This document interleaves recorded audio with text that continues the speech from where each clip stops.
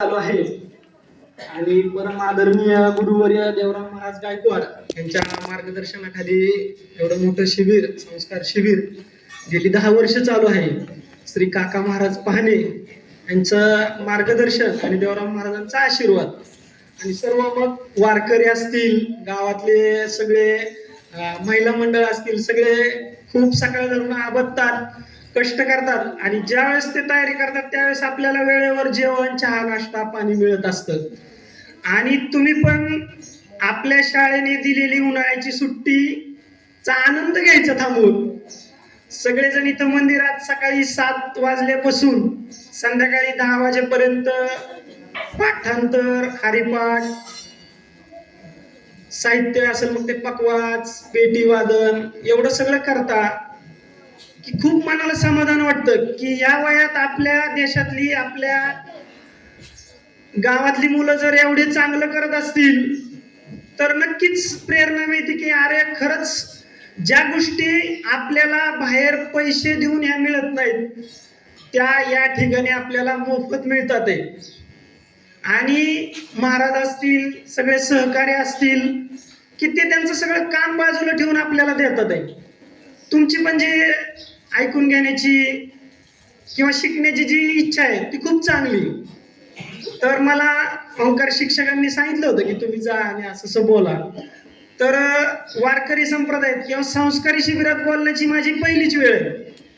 बाकी मी ज्या संघटनेत काम करतो तिथं आम्ही अशा गोष्टी करतो, बोलतो, खेळतो. पण वारकरी संप्रदायात पहिल्यांदाच वेळ आली मला की 2 शब्द बोलण्याचा योग आलाय आणि विषय आहे माझ्याकडे हिंदू धर्म. पण मी हिंदू धर्म एकदम सोप्या भाषेत मांडणार आहे की आजच्या युगात काय गरज की सत्य काय आहे. मी तुम्हाला एक छोटा श्लोक म्हणून दावतो, आपण तो 1000 वेळा ऐकलाय. भगवान श्रीकृष्णांचा श्लोक आहे, यदा यदा हि धर्मस्य ग्लानिर्भवति भारत अभ्युत्थानम अधर्मस्य तदात्मनं सृजाम्यहम्. कुणी ऐकलाय हा श्लोक? खूप छान ऐकलाय. कशासाठी बाळा? कुणाला सांगता येईल का की भगवान श्रीकृष्णांनी अशी काय परिस्थिती होती की तिथं सांगितलं होता किंवा कुठल्या ग्रंथात आहे? माहित असलं तर ठीक, नाही तर मी तुम्हाला तो श्लोकाच्या पाठीमागची गोष्ट सांगतो की मला महाराजांनी धर्म हा विषय दिलाय आणि या श्लोकात धर्म हा शब्द आहे, यदा यदा हि धर्मस्य, की म्हणजे मी माझ्या मनाचं सांगत नाही, आपल्या जे धर्मग्रंथात आहे भगवान श्रीकृष्णांनी जे सांगितलंय त्यांच्या श्लोकात हे वाक्य यदा यदा हि धर्मस्य. येईल का कुणाला?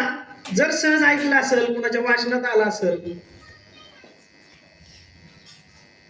की महाभारताच्या काळात ज्यावेळेस युद्धाच्या अगोदर भगवान श्रीकृष्ण अर्जुनाला या गोष्टी सांगत होते, गीता स्वरूपात सगळं लिहिलं गेलंय आणि आपल्या हिंदू धर्मात सगळ्यात पवित्र ग्रंथ म्हणजे भगवद्गीता. मग या ओळीचा किंवा श्लोकाचा अर्थ काय की ज्या ज्या वेळी आपल्या हिंदू धर्मावर संकट येईल त्यावेळी भगवान श्रीकृष्ण अवतार घेऊन आपल्या सर्वांचं रक्षण करणार आहेत.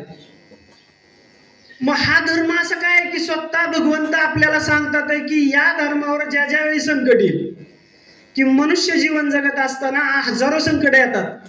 भूकंप असतो, मध्ये कोरोना आला, दुष्काळ येतो, ओला दुष्काळ येतो, संकट हजारो प्रकारचे आहेत. काही मानवी संकट असतात. आता तुम्ही बघितलं टीव्हीवर, ह्याच्यावर बघितलं तर युद्ध चालू आहे. मग अशी संकट काही मानव निर्मित आहेत, निसर्ग निर्मित आहेत. मग या सगळ्या जीवनात आपल्याला हिंदू धर्म शाळेत तर कुठे ऐकायला मिळत नाही. वारकरी संप्रदायामध्ये तो आपल्याला ठसून भरलेला आहे. आपल्या चराचरात आपल्याला प्रत्येक अभंग ओवीत सांगितलं जातं.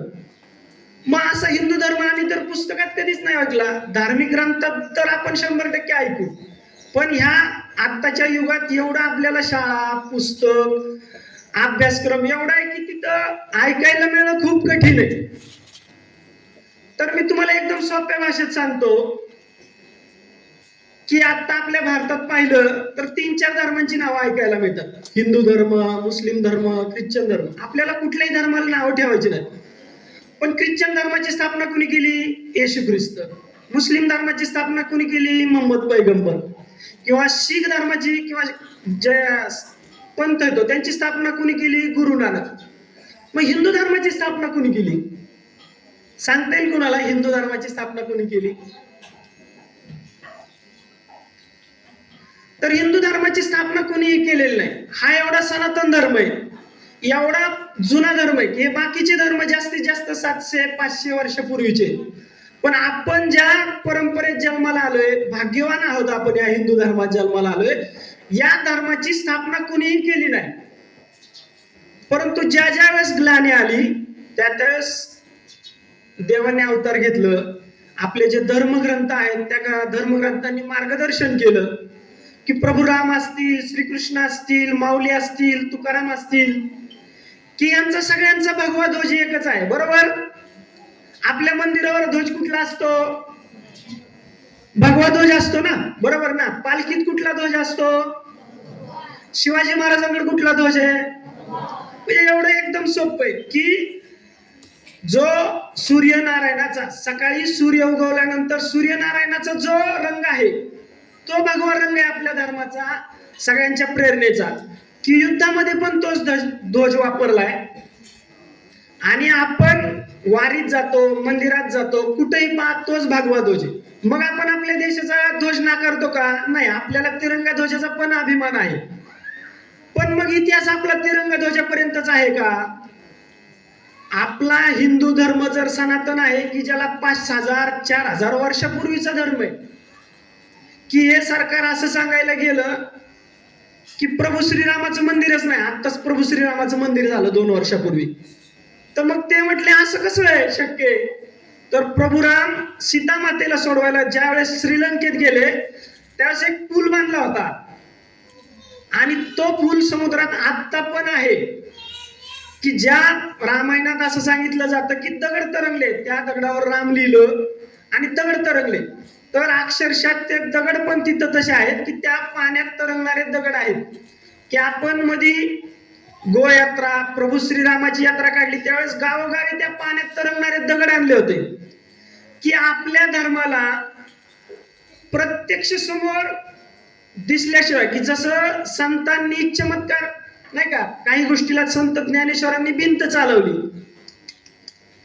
की महाराजांना करण्याची योग्य वेळ होती ती, की तसा प्रसंग आलता की समोरचा माणूस सिंहावर बसून आलता, म्हणून महाराजांना दाखवावं लागलं की आपल्या हिंदू धर्मात, आपल्या शिक्षणात किती ताकद आहे. मग असा हा आपला हिंदू धर्म. आज आपल्या लहान मुलांना सांगायची गरज काय आहे की आपण तर हरिपाठ पाठ करतोय, रामायण आहे, ज्ञानेश्वरींचे माझ्यापेक्षा कितीतरी तुमचे श्लोक पाठ आहेत. मग अशी काय वेळ आहे की आज महाराजांना वाटत किंवा आयोजकांना कुणीतरी हिंदू धर्म सांगावा. तर आपल्या सगळ्यांच्या मध्ये एक मोबाईल आलाय. मोबाईल असं मला एकही जाणवलं नाही आपला कार्यकर्ता की मी मोबाईलच बघितला नाही आजपर्यंत, कधी हातच नाही लावला. असं कोण आहे का आपल्यात की मी कधीच मोबाईलला हात नाही लावला? किंवा शिबिराला आलोय पण या 8 दिवसात हात नाही मोबाईल लावला, कोण आहे का असं? संस्कार शिबिर चालू झाले आणि या 8 दिवसात मी मोबाईलला हात नाही लावला, आहे का कोण असा एखादा? जो मुक्कामी आलाय तो एखादा वारकरी असू शकतो, एखादा मुलगा, की मी मोबाईलला हात नाही लावला. म्हणजे मोबाईल वापरू नये असं माझं अजिबात मत नाही. तुम्ही 100% मोबाईलचा वापर करा, पण किती वापर करावा? टीव्ही किती बघावी? महिलांना त्याच्यात काय दाखवलं जातं? सगळ्या मालिका, घरात भांडणांच्या मालिका दाखवल्या जातात. तुम्ही बघा कुठली तुमची आवडती मालिका, जी आई बघती, आपली ताई बघती, त्यांच्या बरोबर बघा. काय नाही, सगळ्या संशयाच्या मालिका आहेत. मग हे आजूबाजूला असं वातावरण आहे, तर मग असा प्रसंग येतो की आपल्याला कुठेतरी आपल्या धर्माची, की भगवान विष्णूंनी 10 अवतार घेतलेत आणि आम्ही पण सांगितलं की मला ज्या ज्या वेळेस धर्मावर ग्लानी येईल त्यावेळेस मी अवतार घेईल. मग असं काय संकट आलं आता की जसा मोबाईल आलाय तसा सगळ्या मुलांना मी विचारलं की तुम्हाला शिवाजी महाराज माहिती का? कॉलेजमध्ये मी जातो बऱ्याच. तुम्हाला संभाजी महाराज माहितीत का? तर ते म्हणले आम्हाला शिवाजी महाराज माहिती, संभाजी महाराज माहिती, पण त्यांचा इतिहास माहित नाही. का तर 10वी पर्यंत थोडाफार इतिहास सांगितला जातो, नंतर 11वीला कोण इंजिनिअरिंगला जातं, कोण फार्मसीला जातं, वेगवेगळ्या शिक्षणाच्या क्षेत्रात आपण जातो. मग संभाजी महाराजांचा पिक्चर आला छावा. मग खूप महिलांनी, पुरुषांनी, काहींनी थिएटरमध्ये जाऊन पाहिला आणि बऱ्याच गावोगावी पिक्चर बघायला मिळाला छावा. बघितला किती जणांनी छावा पिक्चर? वा, खूप छान, तुमचं अभिनंदन. बाळांनो, मला सांगा, संभाजी महाराजांचा इतिहास त्याच्या अगोदर पण मला माहित होता की संभाजी महाराजांचा या प्रकारे हालहाल करून मारलं. कुणाला माहित होता संभाजी महाराजांची इतिहास? हात करा, ज्यांना माहिती त्यांनी आनंदाने हात वर करा. बघा, आपण जर 100-150च्या संख्येने इथं आहोत, आपल्या धर्मासाठी ज्या छत्रपती संभाजी महाराजांनी बलिदान दिलं, त्या संभाजी महाराजांचा इतिहास जर आपल्याला पिक्चर मार्फत कळणार असेल, तर मग तुमच्या पुढच्या पिढीचं काय? तुम्हाला तरी आता पिक्चर मध्ये दावलं, मग ह्याच्या अगोदर आलेले जे पिक्चर होते त्याचं काय? तिथं काय दाखवलं जात होतं? मग ते कुठले तरी हेअर कट मारणं, कपडे कमी घालणं, बरोबर ना? आई वडिलांना सोडून काहीतरी वेगळंच करणं. अरे बाबा, नो करा, पण जो आई वडील आपल्या हिंदू धर्मात, आपल्या हिंदू संस्कृतीत काय शिकवतात ते आचरण आपण करणार नाही का? पिक्चरचं अनुकरण करणार का? तर ह्या हिंदू धर्माच्या मी काही 2 गोष्टी सांगतो तुम्हाला, की वैज्ञानिक कारण सांगतो छोटी छोटी, की आपल्या जीवनात महाराजांनी जे सांगितलं ते आध्यात्मिक 2 गोष्टी मी कमी सांगणार आहे. की आपल्या दारात तुळस असते. हिंदू धर्मामध्ये तुळशीला खूप महत्व आहे. असं कुठलंही घर नाही की घरापुढे तुळस नसते.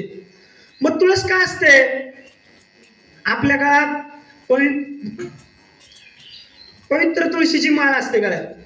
काय कारण आहे? असं काय आध्यात्मिक वैज्ञानिक कारण आहे? मग महाराजांनी सांगितली म्हणून मी घातली असं तर नक्की 100% नाही, मी खात्रीशीर सांगतो. त्याला वैज्ञानिक कारण आहे. सांगता येईल का कोणी की आपल्या घरापुढे तुळस का असते? काय थोडंफार अंदाज आला तरी सांगा, काय अडचण नाही. का सहज माझ्या आजी आजोबा पणजोबा त्यांनी लावली म्हणून तुळस असते का आपल्या घरापुढं? मग कुठलं पण झाड लावलं असतं ना आपण, किंवा हजारो झाड आहेत, कमीत कमी 10 झाड असतात आपल्या घरापुढं, आपण तुळशीच का पूजन करतो? आपल्या हिंदू धर्मामध्ये, आपल्या संस्कृतीमध्ये घरापुढंच तुळस लावली जाते आणि त्या तुळशीच का पूजन केलं जातं? सांगाल का कोण तुळशीचं? कोण? कोणी पण सांगा, चुकू द्या, काय हरकत नाही. जोपर्यंत तुम्ही तो विचार करणार नाही तोपर्यंत असे संस्कार महाराजांनी फटके देऊन दिले तरी आपल्याला उपयोग होणार नाही. कारण ते आपण त्या आचरणात आणण्याची सवय लावली पाहिजे. एक गोष्ट 2दा-3दा सांगितली की आपण सिरियसली पाहिलं पाहिजे. कारण आपण संस्कार शिबिरात आलोय, आपण फिरायला आलोय का? आपली सहल आहे का?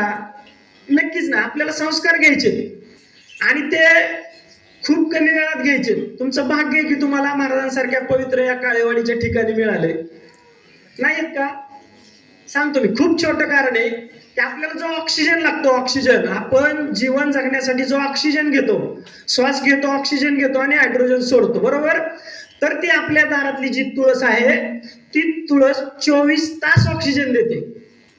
म्हणजे आपल्या साधू संतांनी, ऋषीमुनींनी हिंदू धर्मात अशा गोष्टी ठेवल्या की त्या आपल्या जीवनाला, संस्काराला उपयोगी पडतील. मग आपला पिंपळ असेल भगवंतापासला, उंबर असेल, की हेच भगवंतापाशी काय, तर हे वृक्ष 24 तास ऑक्सिजन देतात. आणि या ऑक्सिजनचं महत्व आपल्याला कधी कळालं? कोरोना आला. कोरोना आठवतं का? कोरोना भरपूर सुट्टी, घरीच असायची सुट्टी, मोबाईलवर आपण शाळा शिकत होतो, बरोबर? त्या कोरोना काळात आपली काही घरची लोक आजारी पडायला लागली. खूप, एका दवाखान्याचे 10 दवाखाने झाले आणि मग तिथं तुम्हाला ऑक्सिजन विकत घ्यायला लागला. आणि मग त्यावेळेस आपल्याला कळलं की आपल्या इथं झाडं आहेत, ऑक्सिजन देतात, आपण झाडं तोडतोय. आणि मग आपल्याला महत्व कळलं की एका दिवसाचा ऑक्सिजन घ्यायचा असलं तर 10,000 रुपये लागतात. मग आपला हिंदू धर्म, आपली संस्कृती. बाळांनो, पुढे बघा, मी छोट्या छोट्याच गोष्टी सांगतो तुम्हाला आवडण्यासारख्या. की तुळस एकदम छोटी, उंबर, तुम्ही बघा दत्त दिगंबरांच्या मंदिरापाशी उंबराचा वृक्ष असतो, विष्णूच्या पाशी पिंपळ. काय हे झाडं काय बाकीची का नाहीत? आहेत बाजूला, पण त्याच वृक्षाचं पूजन का करायचं? तर हे वृक्ष 24 तास ऑक्सिजन देतात. ऋषी मुनींनी असं जादूने नाही सांगितलं, त्याचा सर्च केलाय, अभ्यास केलाय, विज्ञान केलंय. बाकी ज्या वेळेस भारतावर इंग्रजांचं राज्य आलं त्यावेळेस साधं विहिरीत, पाणी पिण्याच्या विहिरीत पाव टाकला तर तुमचा धर्म बाटला. एवढं सोप्या पद्धतीत आपली लोक हजारांनी, लाखोनी दुसऱ्या धर्मात गेलेत. आज माघारी यायला त्यांना चान्स नाही का? तर आहे हे सांभाळणं, ह्याचा अभ्यास करणं खूप कठीण आहे. मग आपल्या सर्व महाराज लोकांनी असं ठरवलं की जर आपला हा हिंदू धर्म टिकवायचा असेल तर आपल्यापर्यंत हा कळला पाहिजे. आणखी एक छोटी गोष्ट सांगतो तुम्हाला की सूर्य कधी उगवणार, सूर्य कधी मावळणार, चंद्र कधी उगवणार, चंद्र कधी मावळणार, हे आपल्याला आपलं पंचांग सांगतं. तुम्ही साधं आपल्या घरातल्या कॅलेंडर मध्ये बघा की त्याच्याबरोबर लिहिलेलं असतं सूर्योदय, चंद्रोदय. मग हे कुठून आलं ज्ञान? तुमच्या कुठल्याही शाळेतल्या शिक्षकांनी सांगावं पंचांगाचा आधार न घेता की आज सूर्योदय किती वाजता होणार. पण आपल्या हिंदू धर्मातलं पंचांग सांगतंय की सूर्य कधी उगवणार आहे, ग्रहण कधी लागणार आहे. मग हे ज्ञान आत्ताच आहे का? हे हजारो वर्षापूर्वीच आहे. तुम्ही सांगितलं 100 वर्षापूर्वी सूर्य कधी उगवला होता, हे पण आपण आपल्या शास्त्राच्या आधारे सांगू शकतो. मग त्या हजारो वर्षाचं जाऊ द्या, आता आपला भारत किती प्रगत आहे. तर सगळे देश चंद्राच्या ज्या दुसऱ्या टोकावर जाऊन आले, तर आपण चंद्राच्या पूर्वेकडे गेले असले तर पश्चिमेकडे जाऊन आलो. म्हणजे आपला भारत देश अगोदर पण श्रेष्ठ होता, आता पण श्रेष्ठ आहे आणि भविष्यात पण असणार आहे. आपण विश्वगुरु मानतो, पण ते आपल्याला कळलं तर ना की आपल्या धर्माचा आपल्याला मिथ्या खोटा अभिमान नाही पाहिजे, की त्यातली सत्य माहित पाहिजे की असं का. की तुम्हाला आणखी एक साधी गोष्ट सांगतो, एकदम जीवनातली साधी गोष्ट, की आपल्याला खोकला आला तर आपल्याला आपली आजी काय देते? घरचं औषध काय देते? काढा करून देते ना. काय दूध किंवा हळद मिक्स करते, गरम करते, आपल्याला देते, बरोबर. आता काय झालंय, आपण आजीचं ऐकत नाही आणि मग काय होतं, आपण मेडिकल मध्ये जातो आणि नीट बघा, आता मेडिकल मध्ये तोच काढा तुम्हाला 50 रुपयाला 100 रुपयाला दिला जातोय. म्हणजे आपल्या संस्कृतीत ह्या गोष्टी इतक्या सांगितल्या की कोरोना काळात कितीतरी पुरुष महिला काढा करून जगले, कुठल्याही दवाखान्यात गेले नाही. म्हणजे आपल्या अध्यात्मात, आपल्या संस्कृतीत एवढी ताकद आहे की आपण येणाऱ्या कसल्याही संकटात टिकू शकतोय. मग आपण आपल्या धर्माचा अभिमान केला पाहिजे का नाही? पण मला कुणीतरी सांगितलंय, मला मोबाईल मध्ये दिसलं, मला हे महाराज म्हणले म्हणून तुम्ही विश्वास ठेवू नका. किंवा मी सांगितलं तुम्हाला तुळस ऑक्सिजन देते, तुमच्यापाशी मोबाईल आहे, तुम्ही मोबाईलवर सर्च करा. फक्त सेल्फी टाकू नका किंवा छोटे छोटे व्हिडिओ बघू नका. तुम्ही सर्च करायला शिका. एखादी मी बातमी ऐकली, काही गोष्टी पुस्तकात ऐकल्या, सरांनी सांगितल्या, तर त्या मोबाईलचा वापर करायला शिका, योग्य वापर करायला शिका. की शिवाजी महाराजांनी अनेक मंदिरं पाडली होती, स्वतः शिवाजी महाराजांनी मंदिरं उभा केली. आणि शिवाजी महाराज काय म्हणायचे, हे राज्य व्हावे ही श्रींची इच्छा. म्हणायची कोणाची? भगवंताची, पांडुरंगाची. म्हणजे आपले सगळे देव एकच आहेत, बरोबर. तर त्या देवाची, आई भवानी मातेची इच्छा आहे की ज्या शिवाजी महाराजांनी आपल्या देशाचे शत्रू, यवन हजारो तलवारींनी कापले, ते शिवाजी महाराज काय सांगतात की हे राज्य व्हावं ही श्रींची इच्छा. आता आपल्या हिंदू धर्मात आणखी एक गोष्ट आहे की असा तुम्ही एखादा देव पाहिलाय का की त्या देवाच्या हातात शस्त्र नाही. बघा, श्री गणेशापासून सुरुवात करा, गणेशाच्या हातात शस्त्र आहे, प्रभू श्रीरामाच्या हातात शस्त्र आहे, श्रीकृष्णाच्या हातात शस्त्र आहे, आई तुळजाभवानी मातेच्या हातात शस्त्र आहे. आणि संत तुकाराम महाराजांनी काय सांगितलंय, नाठाळाच्या माती हाणावी काठी, बरोबर. म्हणजे चूक झाली, आपल्याला जर कोण त्रास देत असेल, चुकीचा असेल, तर त्याला शिक्षा झाली पाहिजे, नाही तर आपला हिंदू धर्म टिकू शकत नाही. किती मान आहे याची मी आणखी तुम्हाला 2-3 उदाहरणं सांगतो. की जसं आपल्या देशातल्या नद्यांची नावं कोण सांगू शकल? कुठल्या पण एका नदीचं नाव सांगा. भीमा नदी, आणखी गोदावरी आणि नर्मदा, आणखी आपण लग्नाच्या मंगलाष्टिकेत पण म्हणतो, बरोबर, ऐकतो, गंगा सरस्वती सिंधू, बरोबर. मग आता कुणीतरी नाव ठेवल्यात का? एखादा आमदार आलाय, खासदार आलाय, एखादे महाराज आले, गंगा नदीला आपण नाव दिलंय का? गंगा नदीला सगळ्यात पवित्र आणि सर्वात मोठी नदी मानली जाते. भरपूर तीर्थक्षेत्र गंगा नदीच्या कडेला आहेत. मग असं काय आहे की आता जो कुंभमेळा झाला गंगा नदीला प्रयागराजला, तर सगळेजण म्हणले या नदीचं पाणी प्रदूषित होईल आता. लाखो, कमीत कमी 1 कोटी लोक येऊन गेली, दररोज कमीत कमी 10 लाख लोक येत होती. शिकलेले, वयस्कर, अनुभवी तुमच्यासारखी मुलं येत होते, आंघोळ करत होते, सगळा सोहळा पाहत होते, देवाचं दर्शन घेत होते. त्रिवेणी संगम आहे तिथं, बरोबर. गंगा, यमुना, सरस्वती. ती सरस्वती माता तिथं लुप्त आहे. मग असं काय ते गंगा नदीचं वैशिष्ट्य की पूज्य मानलं जातं? मग ग्रंथात सांगितलं म्हणून आपण खरं धरायचं का? तर बाळांनो, त्याला शास्त्रीय कारण पण आहेत. जसं तुळशीला ऑक्सिजनचं आहे, तशी गंगा माता जिथून उगम पावली तिथून खाली आल्यानंतर त्या ज्या प्रदेशातून वाहते तो गंधकाचा प्रदेश आहे. आणि ती जी माती गंधक त्या पाण्यात मिसळतं, त्या पाण्यानं, त्या गंधकानं ती पाणी निर्जंतुक होतं, त्यात जीवजंतू होत नाही. कितीतरी धर्मदृष्टी लोकांनी प्रयागराजमध्ये आंघोळ केल्यानंतर पाणी तपासणीला नेलं प्रयोगशाळेत की काय पाणी खराब होई नाही. तर त्या भल्या माणसाला नंतर जाणवलं की हा जो हिंदू धर्म आहे ह्याची गुण वैशिष्ट्य आहेत की गंगा नदी असेल, तीर्थक्षेत्र असतील, धर्मग्रंथ असतील, की हे कुठंतरी कुणाला तरी आठवलं, लिहिलं आहे म्हणून आहे नाही, की त्याला वैज्ञानिक कारण आहेत. म्हणून गंगा नदीच्या तटावर आपल्याला प्रयागराज कुंभमेळा किंवा ठराविक ठिकाण असे आहेत की उद्या आपल्या एकदम महाराष्ट्रात त्र्यंबकेश्वरला कुंभमेळा आहे. मग असं का होतं? तर त्याचा विचार करून ते केलेलं आहे. तीर्थक्षेत्र आहेत. मग आता तुम्हाला जाणवतं की हे जे मी तुम्हाला प्रयागराज नाव सांगतोय, त्या प्रयागराजचं अगोदर नाव काय होतं? एक 10-20 वर्षापूर्वी, 25 वर्षापूर्वी नाव काय होतं? नाही माहित ना. संभाजीनगर किंवा आता आपलं इथलं अहिल्यानगर काय नाव होतं? बरोबर. मग ज्या यवनांनी आपल्या इथं आले, आपले मंदिरं पाडली, आपल्या आया बहिणींना त्रास दिला, तीच नाव ठेवायची का? तर जे पूर्वीचं होतं, जसं गंगा नदीला गंगा नदीचं नाव आहे, हिमालयाला हिमालयाचं नाव आहे. तुकाराम महाराज कुठल्या पर्वतावर जायचे? भंडार, बरोबर. मग आज त्या भंडारा पर्वताचं, डोंगराची काय अवस्था आहे? तिथं पण अतिक्रमण चाललंय. जर तुम्ही जागृत नाही झाला, जर तुम्हाला त्या तीर्थक्षेत्राचं, वास्तूचं महत्व नाही कळालं, तर हे तुम्हाला बघायला पण मिळणार नाही.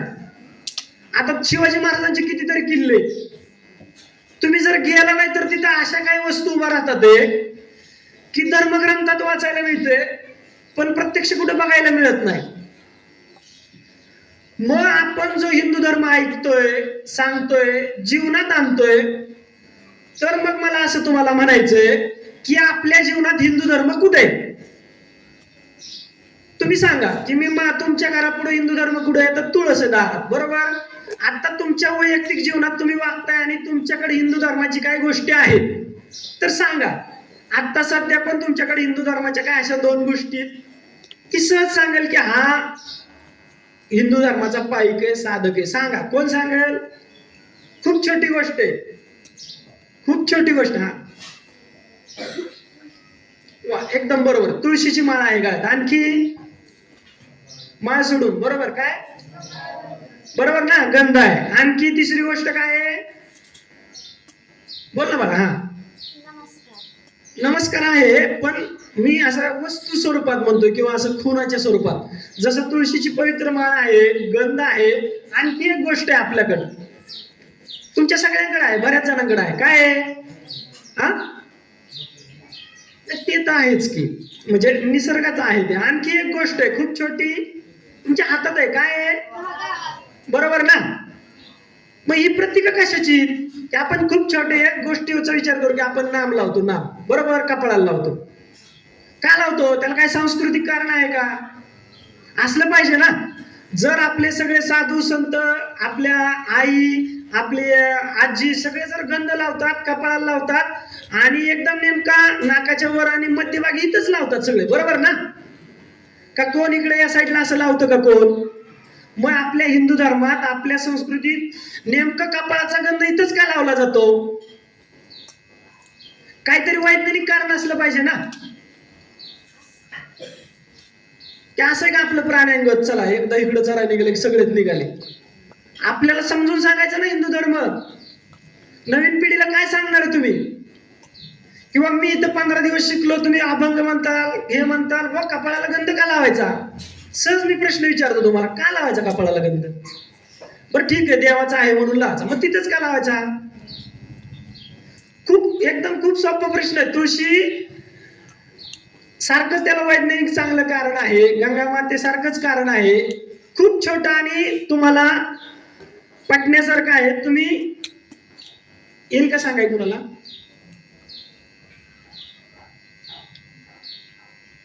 ठीक आहे, मी सांगतो, काय अडचण नाही. पण आपल्या लक्षात असलं पाहिजे, आपण अभिमानानं सांगितलं पाहिजे समाजात किंवा आपल्या आईला, आजीला, आपल्या वडिलांना, आपल्या मित्राला, की आम्ही गंध का लावतो किंवा कपाळावर गंध काय आणि इथंच का?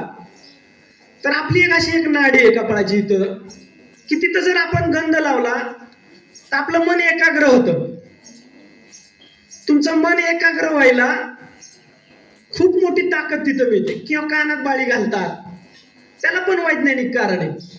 किंवा इथंच असं, किंवा तुम्हाला जर शाळेत बघा एखाद्या मुलाला जर आलं नाही तर कान पकडून बैठका काढायला लावायची, तर तुमच्या त्या बुद्धीला त्याच्यातून फरक पडतो.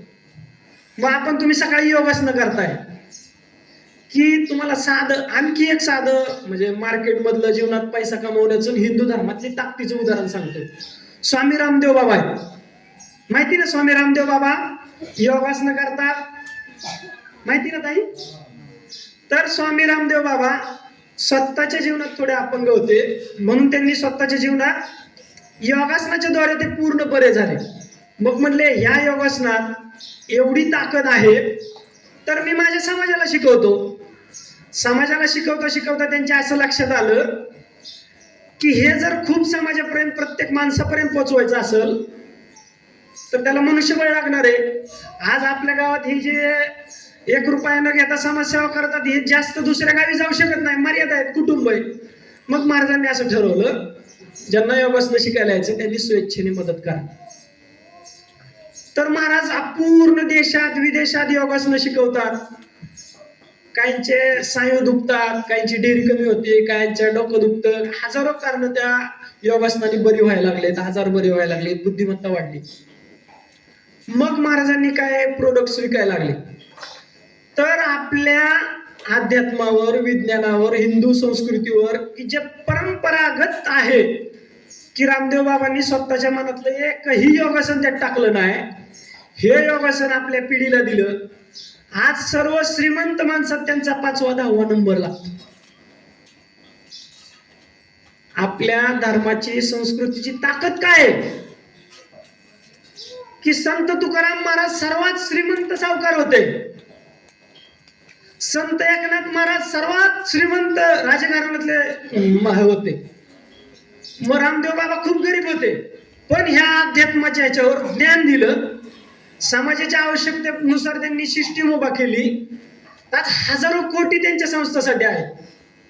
की प्रभू श्रीरामांच्या मंदिराचं सांगतो तुम्हाला, की देशात नरेंद्र मोदींचं सरकार होतं, आपल्याला कुठल्या राजकीय नेत्याचं नाव घ्यायचं नाही, पण ह्याच्यासाठी सांगतो की ते काही पण देऊ शकत होते. प्रभू श्रीरामांचा 500 वर्षाचा लढा आपण कोर्टात जिंकला. आपण संविधानाला मानणारा आपला धर्म आहे. तुम्ही असं बघा, एकही गोष्ट आपण आपल्या धर्मशास्त्रात सांगितली म्हणून आपण ते लावून धरत नाही. आपला देश स्वतंत्र झालेला 75-76 वर्ष झाली, पण आपण धर्मशास्त्राला, संविधानाच्या आड आणत नाही. आपण असंख्य गोष्टींचं 2 पावलं मागे घेतोय. मग प्रभू श्रीरामांच्या मंदिराचा लढा आपण 500 वर्ष लढला. मी एक छोटं उदाहरण सांगतोय मंदिराच्या माध्यमातून, की आपला धर्म कसा चालतो.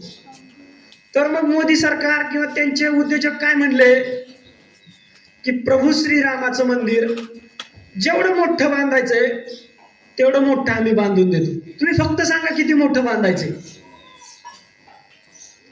दिलं असतं का नाही श्रीमंत लोकांनी बांधून? का नसतं दिलं? पण मग आपले सगळे साधू संत एकत्र आले, पूर्ण देशातले साधू संत महाराज एकत्र आले आणि त्यांनी ठरवलं की प्रभू श्रीराम हे एकटे कुणाचे नाही, बरोबर का?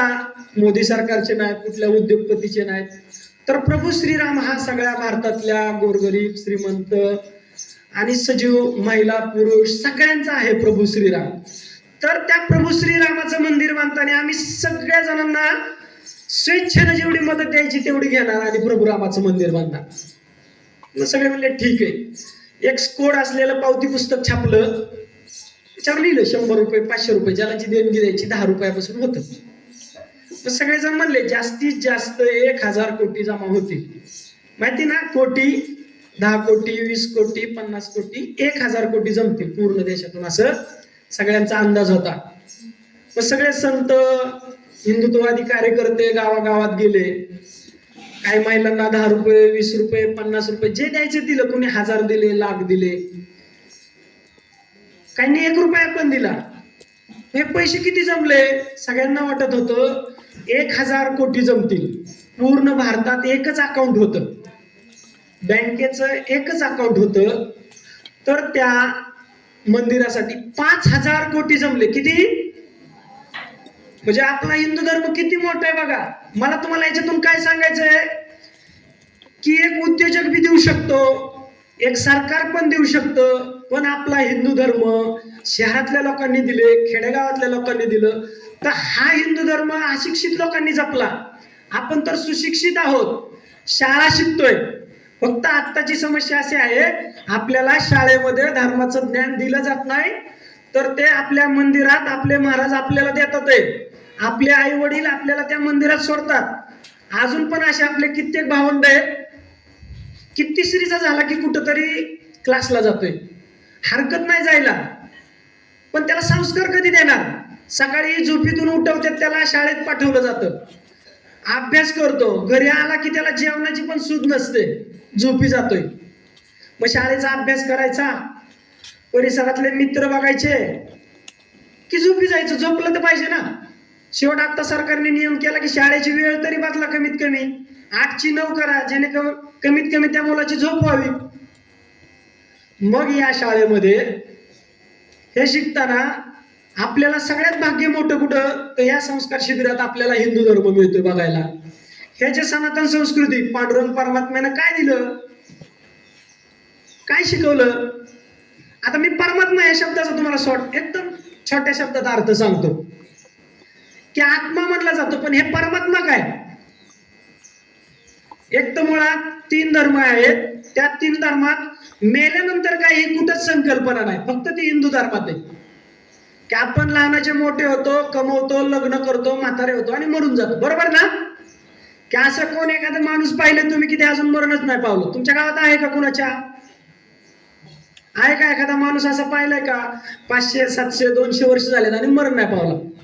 आहे का? तर आपल्या धर्मग्रंथात लिहिलंय की ज्या माणसाचा जन्म आहे त्याला मृत्यू नक्की आहे. हा आपला धर्म सांगतोय. बाकी तुम्ही कुठल्याही धर्मात बघा, तिथं मेल्यानंतर काय?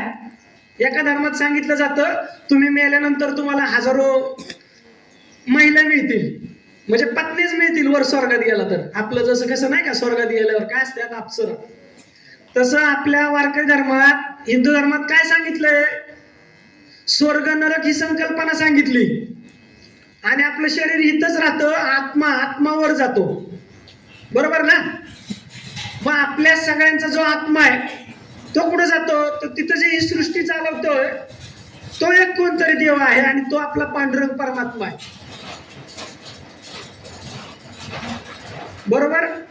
मेल्यानंतर कुठे जातो? तर पांडुरंगाकडे जातो. तिथं जी रचना आहे. मग आपण जीवनात जे पाप केलंय, पुण्य केलंय, चांगलं कर्म केलंय, त्यानंतर आपल्याला दुसरा जन्म दिला जातो. की आपण सगळे माऊली तुकारामांच्या ह्याच्यातले, म्हणून मी संत ज्ञानेश्वरांचं एक उदाहरण सांगतो की माऊलींनी ज्ञानेश्वरी लिहिली, तुम्हाला माहिती, खूप चांगल्या घरी जन्माला आले, आपल्याच समाजाने त्यांना दगड मारले. बघा, आपल्या समाजाने दगड मारले, आज त्याच माऊलीच्या जीवनावर आपण जगतोय आणि त्यांनी खूप कमी वयात समाधी घेतली. आता माऊलींच्या समाधीला काय म्हटलं जातं? कसली समाधी म्हटली जाते? एकदम बरोबर, संजीवन समाधी. मग संजीवन म्हणजे काय?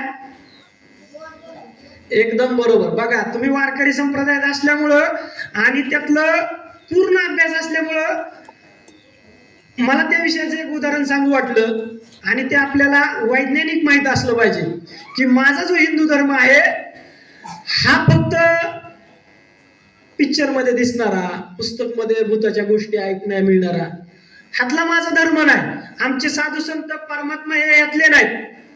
तर वैज्ञानिक चेक केलं, संजीवन समाधी म्हणजे काय, माऊली तिथं मंत्र म्हणतात आणि तो मंत्र अजून पण चालू आहे. मग रामकृष्ण हरी असेल असं पकडा, रामकृष्ण हरी रामकृष्ण हरी रामकृष्ण. मग त्यांनी विज्ञानाच्या काही मशिनी नेल्या तर तिथे लहरी येतात, बरोबर ना. आपण बोलल्यानंतर तुम्ही बघा, एखाद्या मुलाने चूक केली, भांडणं केली, एखाद्याने दरोडेखोरांनी काय केलं, तर पोलीस मोबाईल मध्ये किंवा त्यांच्या ज्या मशिनी असतात त्या चेक करतात की यांनी फोटो पाठवला होता का, हा फोनवर काय बोलला होता, बरोबर ना. पोलीस चोरी कशा पकडतात, असेच पकडतात ना, आणि त्याला दाखवतात बाबा तू असा असा चुकलाय किंवा असं असं आहे तुझं बघ. तसं माऊलींची समाधी विज्ञानाने, शास्त्रज्ञांनी सर्च केली आणि मग त्यांनी सांगितलं की नाही, माऊलींची समाधी ही संजीवन समाधी आहे, बरोबर. तर आपल्याला आपला धर्म श्रेष्ठ आहे, तो धर्मग्रंथात आहे, पण तो विज्ञान पण मांडावा लागणार आहे का, तो तुमचे स्पर्धक हे वैज्ञानिक आहे. आता आपण दररोज विज्ञान शिकतो. मला तुम्हाला आणखी एक गोष्ट सांगायची की माऊलींच्या ग्रंथात असे कुठले कुठले शब्द आहेत की रामायणात की जे आत्ता त्या काळात नव्हते पण आता बघायला मिळतात. की रावणाने सीतेला कशात पळवून नेलं,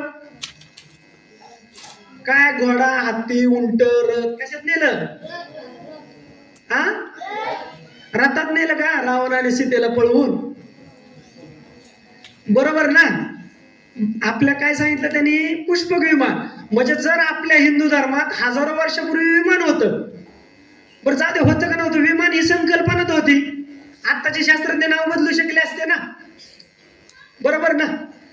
आपण हजारो वर्षापूर्वीच्या आपल्या धर्मग्रंथात, हिंदू धर्मात या गोष्टी सांगितल्या की मी पाठांतराचा धर्म सांगू शकतो, पण आपल्या जीवनात आपण घरी काय सांगणार.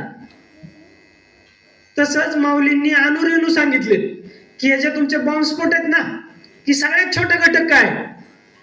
ज्ञानेश्वरी माऊली वाचताना तुम्ही महाराजांना विचारा, अणुरेणू सांगितले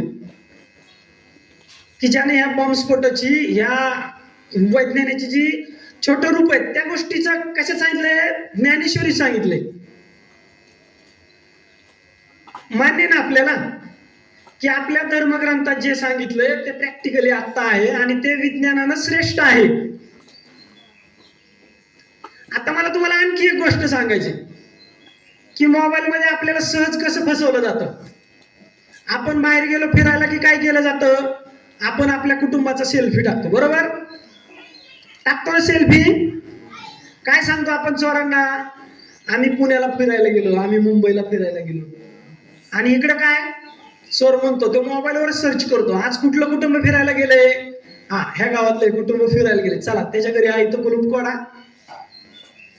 म्हणजे आपल्या धर्मात श्रद्धा असावी, भावनिक असावं, पण त्याला मर्यादा राहिल्या नाहीत.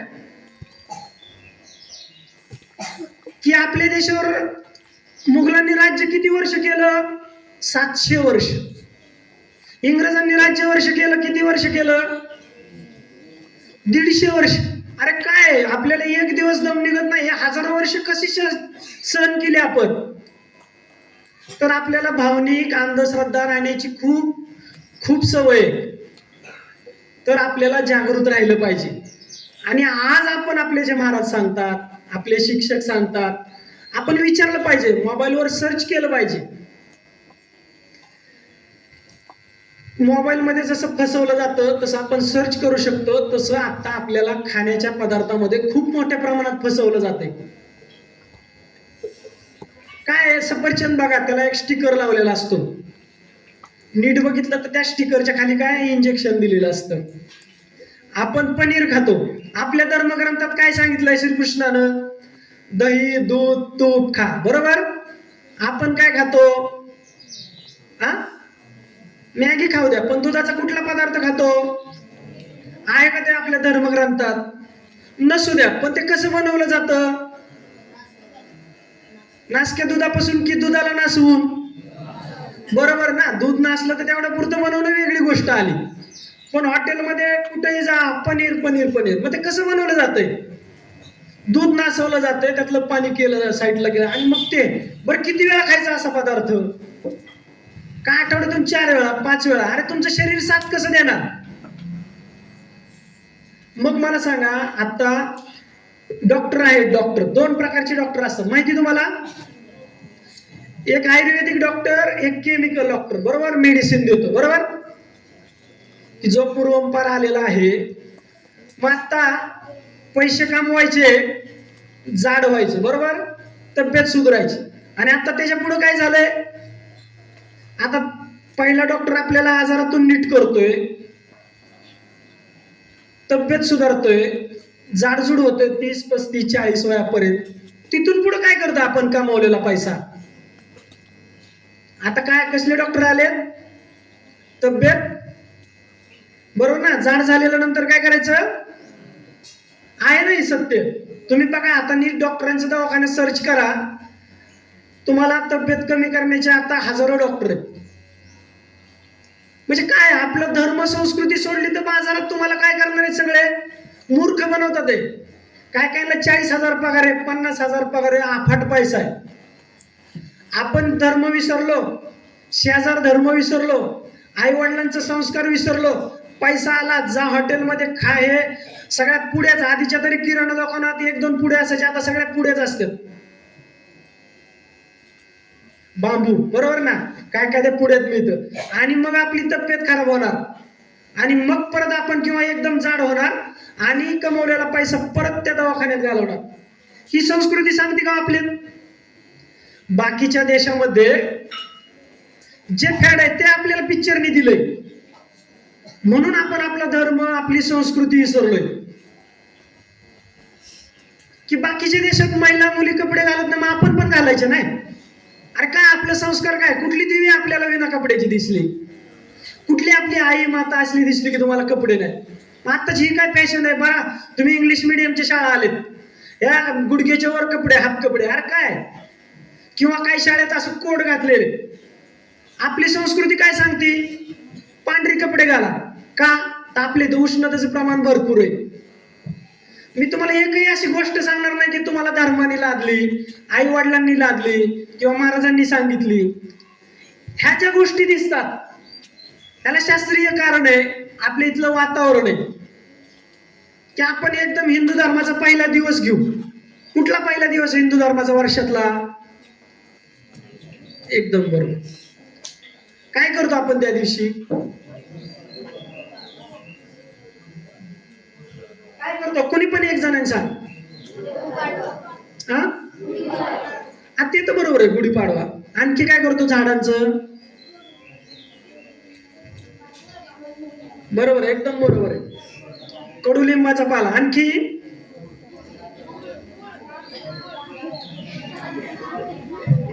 एकदम बरोबर आहे. त्यातलं मी छोटं वैज्ञानिक कारण सांगतो. गुढीपाडवा हा उन्हाळ्याच्या दिवसात येतो, बरोबर, चैत्र शुद्ध पौर्णिमा, गुढीपाडवा. मग निसर्गात काय बदल झालेला असतो? हिंदू धर्मात गुढीपाडव्यालाच, हिंदू धर्मात वर्ष प्रतिपदा पहिला दिवस मानला जातो. तर त्याच दिवशी सुरुवात काय झाली, आणि ह्या निसर्गात काय बदल होतो असा?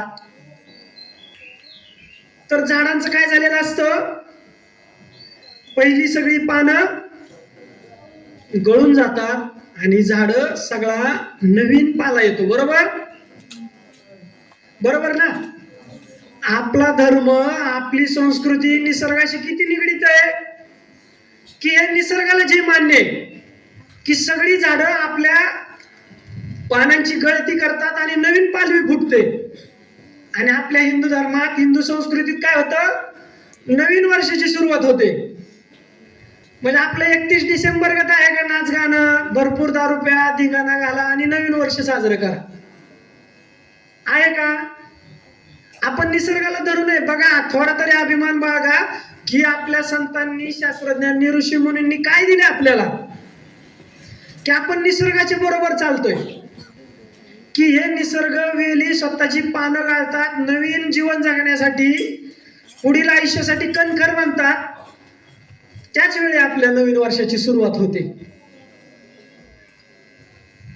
बाकी धर्मांच्या तुलनेत बघितलं तर कुटुंब व्यवस्था दुसऱ्या देशात कुठेही नाही. कुटुंब म्हणजे काय? आई वडील आजी आजोबा चुलते, ज्या घरात 5-10 माणसं राहतात ते कुटुंब. बरोबर.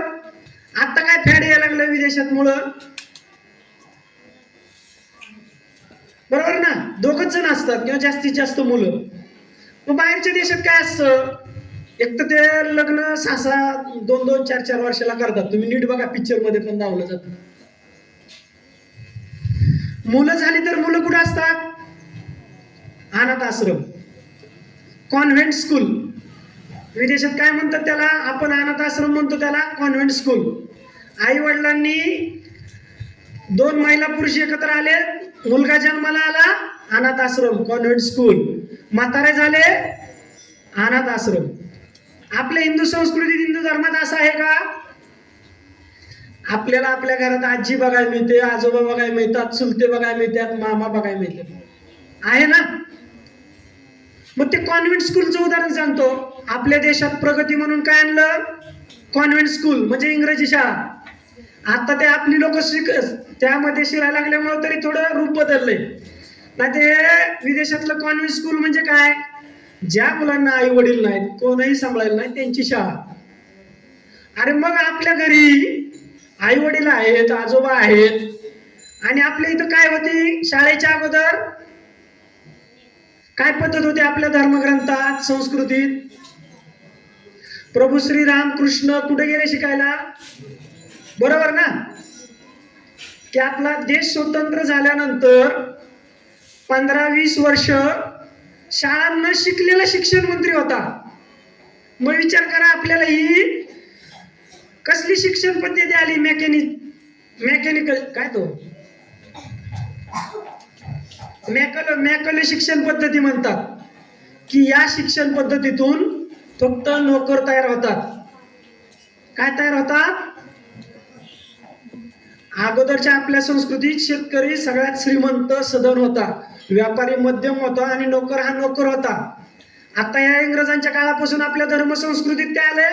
नोकर सर्वात श्रीमंत, नोकरी म्हणजे सर्वात श्रेष्ठ. आज नोकरीच्या सगळे मागे धावायला लागले. आहेत का एवढ्या उपलब्ध? किंवा आहेत का तेवढा त्यांना पगार? मग आपणच आपले आई वडील म्हणतात नाही माझी मुलगी नोकरदाराला द्यायची. अरे मग आपल्या शेतकऱ्याला कोण देणार? आपल्या भावाला कोण देणार? मग आपल्या घरात हम दो हमारे एक आलंय, मग आपल्याला भाव असेल का? आपल्याला मावशी असेल का? मी माझ्या जीवनात आई असणार आहे का? काय आपल्या हिंदू धर्मात संस्कृतीत काय अगोदर काय होतं, आत्ता काय? तर तुम्हाला सगळ्यांना मला जी संधी दिली महाराजांनी, आपल्या गावकऱ्यांनी, त्याच्याबद्दल खूप छोट्या गोष्टी सांगितल्यात, आणि तुमच्या जीवनातलं हिंदुत्व, हिंदू धर्म सांगितलाय मी. धर्मशास्त्रातली उदाहरणं दिली असतील, पण पाठांतराची एक पण गोष्ट सांगितलेली नाही. तर मला असं म्हणायचं, तुम्ही मोबाईलवर सर्च करायला शिका. महाराजांच्या मार्गदर्शनाखाली अशा काही गोष्टी आहे का की ज्या विज्ञानात आहेत, धर्मग्रंथात आहेत, आणि आम्हाला अभिमान आहे की मी माझ्या अर्ध्या पाऊण तासात तुम्हाला जास्त गोष्टी सांगू शकत नाही, पण आपले महाराज तुम्हाला हजारो गोष्टी सांगतील की ज्यात तुम्हाला अभिमान असेल. मग तुम्ही अमेरिकेत जावा, तर आज विदेशातली लोक आपल्या भारतात येतात आणि म्हणतात आम्हाला हिंदू धर्म पद्धतीनं लग्न करायचे. का? तर हिंदू धर्मामध्ये लग्न 7-7 जन्म टिकतं, कमीत कमी मरेपर्यंत तरी टिकतं आत्ताच्या युगात. धरा बाकीच्या धर्मात देशात काय चाललंय, मग त्या पद्धतीचं लग्न करायचं, त्या पद्धतीनं जगायचं. मला नाही तर त्या मुलाचं वय 35 वर्षापर्यंत शिक्षणाला जातं, मग तो कमवणार, नोकरी करणार, मग काय? माझं म्हणणं नाही शिकू नका, तुम्ही 100% शिका, आपल्या आई वडिलांचं, आपल्या गावाचं, महाराजांचं नाव कमवा, पण आपला धर्म संस्कृती विसरू नका, आपल्या आई वडिलांचे संस्कार विसरू नका. एवढी एकच छोटी गोष्ट सांगतो आणि थांबतो. रामकृष्ण.